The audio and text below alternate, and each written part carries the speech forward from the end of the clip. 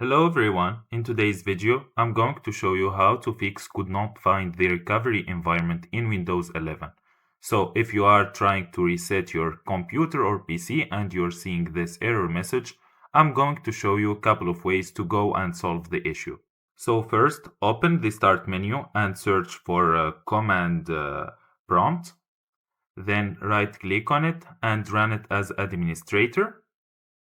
From here, write RE agent C space / enable, then press enter. So if you see a message saying operation successful, as you can see here, you can close the window and try resetting your PC again. However, if that doesn't work, there is one more step you can do.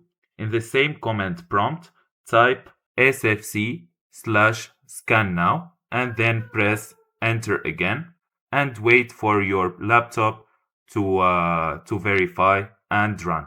Once the scan finish, type again reagent tc/enable and then press enter again.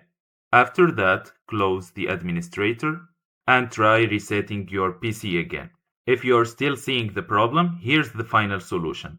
Open the start menu again and search for create a recovery drive and open this one.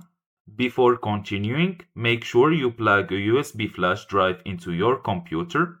Now follow the on-screen steps to create the recovery drive. Once it's done, the recovery environment error should be fixed. And that's it. If you find this video helpful, don't forget to like and subscribe in the channel. Thank you for watching.